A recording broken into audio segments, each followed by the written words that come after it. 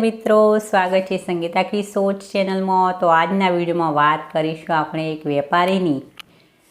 તો એક વેપારી ગામના જ એક વ્યક્તિ પાસેથી રોજ 1 કિલો માખણ ખરીદતો અને લાંબા સમયથી એટલે કે છેલ્લા એકાદ વર્ષથી કાયમ આ જ નિયમ હતો કે પેલો વ્યક્તિ માખણ લઈને આવે અને આ વેપારી એનું માખણ ખરીદે અને માખણ હતું 1 કિલો।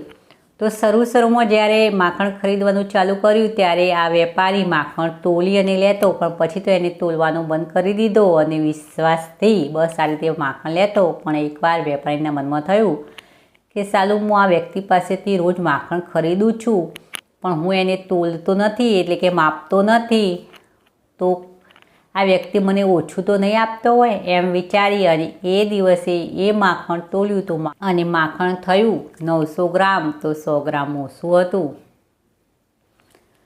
તો આ જોતો જ વેપારી ગયા અને તેઓ ગામના મોટા સરપંચ હતા તેમને ત્યાં પહોંચ્યા અને કહ્યું કે હું આ અમુક વ્યક્તિ પાસેથી માખણ ખરીદું છું અને આ વ્યક્તિ મને માખણ ઓછું આપી રહ્યો છે, તો એ મને ઠગી રહ્યો છે। તો બસ એ માખણ આપનાર વ્યક્તિને બોલાવવામાં આવ્યા અને સરપંચે કહ્યું, બસ આ સરપંચે કહ્યું કે આ વેપારી તારા સામે ઠગનો આરોપ લગાવ્યો છે કે તું એમને ઠગી રહ્યો છે, 900 ગ્રામ જ માખણ આપી રહ્યો છે, તો એના બદલામાં તારે કંઈ પણ કહેવું હોય તો તું પણ કહી શકે છે। તો પેલા વ્યક્તિએ કહ્યું કે હા, હું એ કહેવા માગું છું કે હું 1 કિલો માખણ આપતો એના બદલામાં 1 કિલો ઘઉં પણ આ વ્યક્તિના ત્યાંથી આ વેપારીના ત્યાંથી હું ખરીદતો, તો હું મારી પાસે કંઈ પણ એવું વજન માપવા માટે એવું કોઈ સાધન કાઢલું નથી, તો બસ હું ત્રાજવામાં 1 કિલો ઘઉં રાખતો અને એના સામે માખણ રાખતો અને એ વજનના બરોબર જ હું એમને માખણ આપતો, જેટલું હું ઘઉં લેતો એટલું હું માખણ